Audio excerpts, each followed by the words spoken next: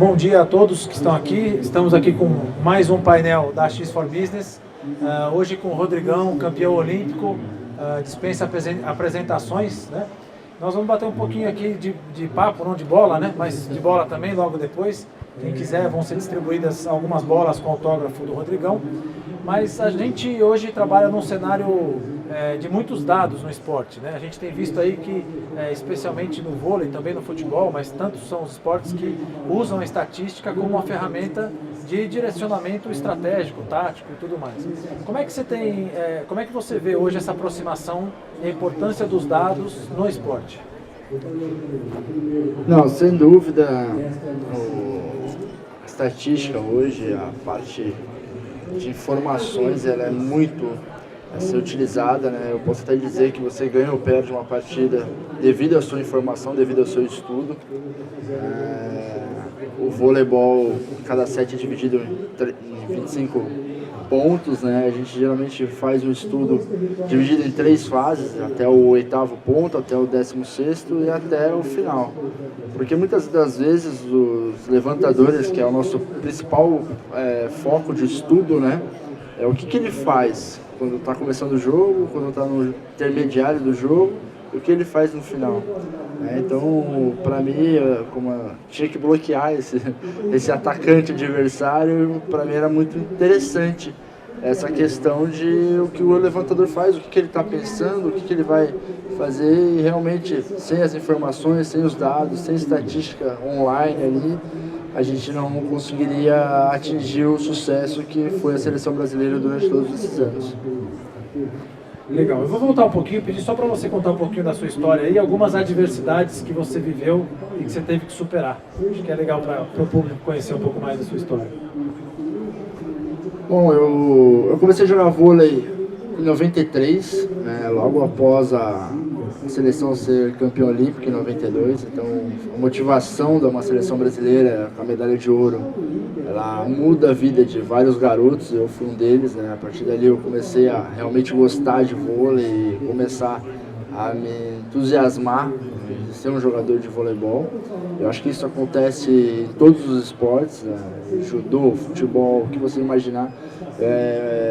As crianças, elas são motivadas pelo resultado, né? Pelo resultado principalmente das seleções brasileiras, de Olimpíadas. Isso traz novas gerações e eu comecei a partir dali. Fiz um teste nos principais clubes de São Paulo, que foi o Banespa. Fiquei por lá por 3 anos, começando, aprendendo a jogar voleibol. Passei lá porque eu era alto já na época, tinha 1,88 com 13 anos. E a partir do 4º ano que realmente eu comecei a me desenvolver, comecei a acreditar que eu poderia ser um jogador de voleibol. Eu fui convocado para a seleção brasileira de base, né? A gente acabou sendo campeão sul-americano naquele ano. Fui para a seleção juvenil no mesmo ano, que seria 2 anos mais velho do que a minha categoria. Fui campeão também. Fiquei nas seleções de base até 99, né? Onde foi a minha primeira aparição na seleção principal. Ainda na época era o Radamés Latari, não era o Bernardinho ainda, né? Não fui para a Olimpíada de 2000, fui um dos últimos cortes ali.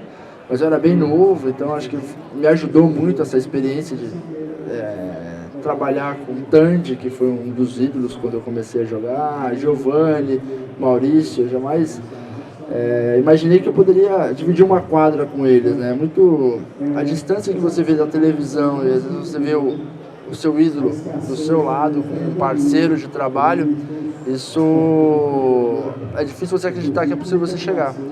Depois chegou o Bernardinho em 2001, né, e a seleção realmente mudou a cara, mudou a forma de jogar, inventou um novo voleibol, um voleibol mais rápido, um voleibol mais versátil, e foi todo esse sucesso aí que a gente vê até hoje, né? Eu tive o prazer de participar desse grupo, né? Fui campeão olímpico em 2004, fui vice em 2008 e vice em 2012. Conquistei 3 títulos mundiais, né? No Brasil eu nunca tinha ganho. E um outro dado interessante que a gente às vezes acha que é impossível chegar ao sucesso, né?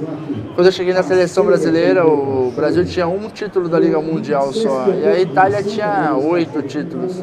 Então, sempre tinha aquela coisa, né? Falou assim, poxa, é muito difícil a gente um dia superar a Itália. Acho que em menos de 10 anos a gente ultrapassou a Itália.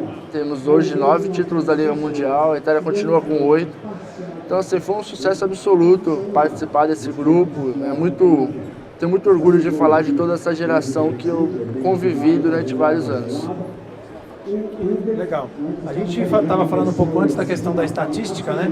E eu acho que diversos clubes de futebol já têm usado isso também na parte da torcida. A X4Business fez um trabalho junto ao Palmeiras, em que ela implantou um software da Microsoft, justamente para gerenciar essa relação com o torcedor, né? Como é que você vê isso no vôlei, essa relação do torcedor com os clubes? No Brasil ainda a gente vê que, apesar de ter crescido bastante, ainda não é tão difundido, né? Nossa ligação é muito mais aí com a seleção brasileira de fato, e os clubes acabam sendo menos vistos, vamos dizer assim. Como é que você vê essa relação dos clubes com a torcida do voleibol? Infelizmente, os clubes de voleibol brasileiro, né, são sempre formados por alguma empresa, né? Vem sempre o nome da empresa na frente do nome da cidade ou do nome do clube em si. Hoje você pega qualquer patrocinador do Palmeiras, ele vai continuar sendo Palmeiras, não vai ser o nome do patrocinador. No vôlei isso muda a cada ano, dependendo do patrocinador, o time muda de nome e perde um pouco a identidade. Eu acho que esse trabalho seria fundamental no voleibol, né, para a gente ter também saber mensurar quem são os nossos realmente fiéis torcedores, independente do nome que vai estar à frente do time, quem realmente está nos acompanhando, qual é o retorno disso, até para futuros patrocinadores, a gente ter dados reais de que o esporte ele tem um retorno que às vezes a gente nem imagina, né? Então eu acho que isso pro esporte é fundamental, principalmente para outros esportes mesmo. Eu acho que o futebol a gente vê muita coisa, a gente vê na televisão, a gente tem uma ideia melhor do retorno, né? E talvez os outros esportes não. Se eu investir no voleibol, na natação, no judô, qual vai ser o meu retorno? Quantas pessoas estão me seguindo? Quantas pessoas estão acompanhando a minha marca? Então acho que o trabalho é fundamental e estou de parabéns pela iniciativa. Legal. É importante um outro aspecto também, que a gente vê que, apesar de todo o monitoramento, de todos os dados, acho que grande parte do sucesso está na disciplina, né? Não só nos esportes, como nos negócios. Como é que você vê essa questão da disciplina como um fator preponderante ou, vamos dizer assim, um pré-requisito para o sucesso? Eu acho que além da principal disciplina, né, que isso você tem que ter, normal, eu acho que você não pode cair na zona de conforto. O Bernardo sempre mexia muito conosco, né, não deixava a gente cair nessa zona de conforto, de ter ganho, de ser o melhor. E o que a gente vai fazer para o próximo? Porque quem realmente está atrás, está trabalhando, está disciplinado a vencer. Agora, quem realmente ganhou, venceu, será que não vai se acomodar? Então, eu acho que esse é o principal lance das empresas que querem se manter no topo, né? Todo mundo ouve aquela história, é fácil vencer, mas é difícil você se manter. Exatamente por isso, porque a hora que você chega, você perde um pouquinho da disciplina. Poxa, agora eu sou campeão olímpico, eu posso treinar menos, eu posso me dar o luxo de não fazer a minha parte física como se deve, e realmente é totalmente ao contrário. Você tem que ter disciplina, treina mais do que os outros, né? Então, ele levava uma coisa assim que até brincava conosco, que era sempre que a gente ganhava um título, a gente começava a treinar mais cedo. Então, a gente começou a treinar às 9, foi para 8h30, 8 horas. Teve dia que a gente começou a treinar às 7, 6 horas da manhã, porque realmente a gente precisava sair da nossa zona de conforto. Aí entra a disciplina, tinha que dormir mais cedo, tinha que se preparar mais, né? Então foi uma coisa que a gente aprendeu durante todos esses anos de grupo. Tem uma passagem até engraçada, né? Que o Ricardinho sempre foi um cara super extrovertido, foi um cara que levava o grupo, foi capitão da seleção durante alguns anos. E nessa brincadeira de acordar cedo, tem um dia que ele até pegou as coisas dele e foi dormir na quadra, para mostrar o quanto ele era disciplinado, o quanto ele tinha que se doer para realmente atender as necessidades do grupo, né? Foi muito engraçado quando nós chegamos na quadra e ele estava lá deitado com edredom, touquinha de pijama, já com a roupa do lado, o despertador pronto para treinar. Então foi bem bacana, mas acho que todo esforço é válido, né? Todo sacrifício é válido quando a gente quer ganhar alguma coisa. Legal. E a gente vê no cenário dessa mudança digital, né, quando a gente fala no caso do Palmeiras, para os times ainda é uma mudança cultural você instalar um software, por exemplo, de gerenciamento da torcida ou de um CRM, né, que é o que a gente chama, mas a gente vê que isso lá fora já é muito comum, né? Quer dizer, quando você pega outro caso que tem da Microsoft, é o Real Madrid, que já está não só acho que no futebol, como também na tecnologia à frente da gente. Como é que você vê a leitura da Europa, por exemplo, dos países mais desenvolvidos, com relação à associação da tecnologia ao esporte? Eu acho que eles aceitam um pouco mais fácil, né, a entrada de novos elementos, de novas ideias, né? Aqui no Brasil, tipo, tem sempre aquela ideia de aqui não funciona. Eu acho que não é bem por aí, eu acho que é totalmente ao contrário. Nós temos que seguir quem está ganhando, quem está dando certo, né? Acho que os melhores clubes estão lá, né? A maior ideia não só de jogadores famosos, mas de sucesso dos clubes estão lá, e a rentabilidade que eles têm em cima do esporte, né? Isso a gente tem que estudar e ver o que eles estão fazendo de bom para a gente trazer para cá.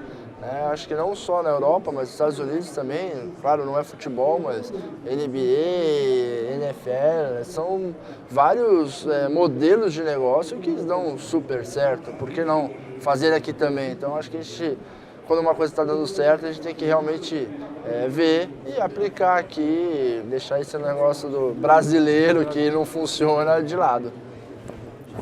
Legal. Você contou uma história do Ricardinho, queria saber se você podia contar pra gente alguma história do Bernardinho, alguma passagem que você tenha, que você se lembre aí com muito carinho ou que foi alguma situação inusitada.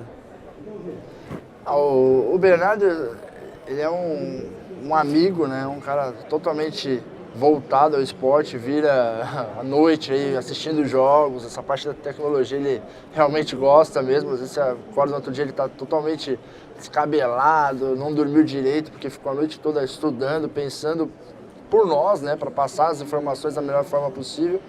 Mas ele as passagens engraçadas dele assim, são todas que ele tem um pouco de vergonha, né? Você vê ele na televisão, você vê aquele cara explosivo, aquele cara comandando, aquele cara brigando com tudo e com todos. Nada é pessoal conosco, né? Quando passa um pouquinho do limite, é só olhar para ele já entende, fala, não, desculpa, o médico que mandou, né? Eu preciso botar para fora, então é uma coisa bem light conosco, né? E a gestão dele de grupo é feita de uma forma muito interessante, porque ele não é aquele gerente que manda em tudo, todo mundo faz o que ele quer, não, ele ouve muitas pessoas, ele decide, a maioria das decisões de equipes são feitas em grupo, então ele chama 3, 4, olha, está acontecendo isso, o que nós podemos fazer, o que nós vamos melhorar, e eu acho que esse é o grande modelo de líder hoje, né? Não adianta você impor as coisas se as pessoas que estão ao seu redor, elas não comprarem a sua ideia, elas não acreditarem que aquilo é o melhor para todo mundo.